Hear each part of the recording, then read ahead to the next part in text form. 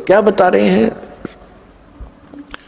सतगुरु के उपदेश का लाया एक विचार, जय सतगुरु मिलते नहीं तो जाते नरक द्वार। ओए होए, अपना आत्मा भविष्य के दुखों का हमें ज्ञान नहीं, क्योंकि हम अध्यात्म ज्ञानहीन हो गए।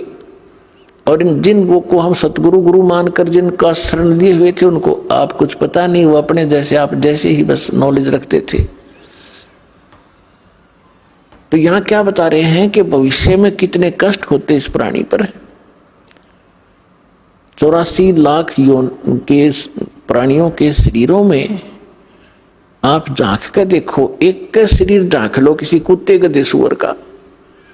आज आप क्या खा पी रहे हो, आप कैसे रह रहे हो, आप कितनी सुविधाएं प्राप्त किए हुए हो। और यदि सत भक्ति नहीं की, सतगुरु मिले नहीं, तो सतगुरु मिले बिना भक्ति नहीं हो सकती। तो फिर आपके ऊपर कितना कहर टूटेगा, आपका जीवन नाश हुआ, आपके पूर्व के पुण्य का नाश हुआ, और आगे आपके साथ के बनेगी। अब परमात्मा ने आके हमें बताया है। अब देखिएगा एक कुत्ता, अब उसकी दिनचर्या देख लो एक दिन की, वही पर्याप्त है। सारी रात गली में बैठा रहता है, सर्दी होती है, वर्षा होती है, ओले गिरते हैं, शीत लहर चल रही होती है, गर्मी चल आती है, और फिर सुबह सारी रात भौंकता है कि उसमें गुण ऐसा है, बेमतलब बकवाद करण की आदत है, हमारी अब भी है। तो मरने के बाद कोई किसी योनि में जाएंगे, वहां भी यही स्वभाव रहेगा।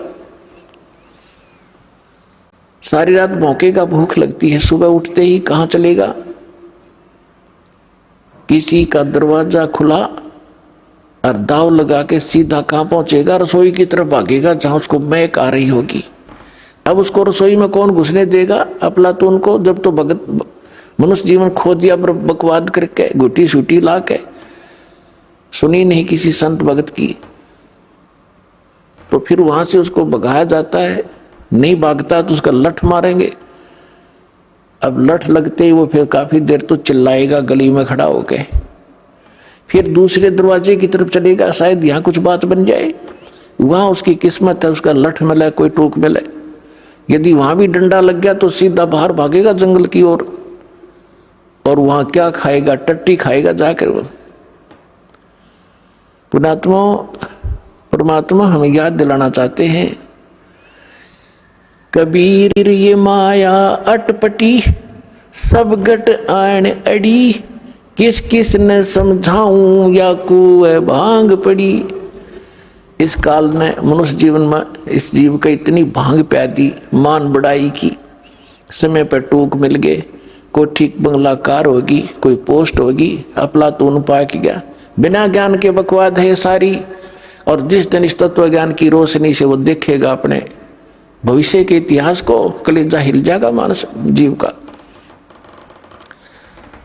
तो ये ज्ञान सतगुरु बिना नहीं बताया जा सकता, और सतगुरु या तो स्वयं परमात्मा ही होते हैं कबीर साहब, या उनका कृपा पात्र, उनका दास विशेष ही होता है।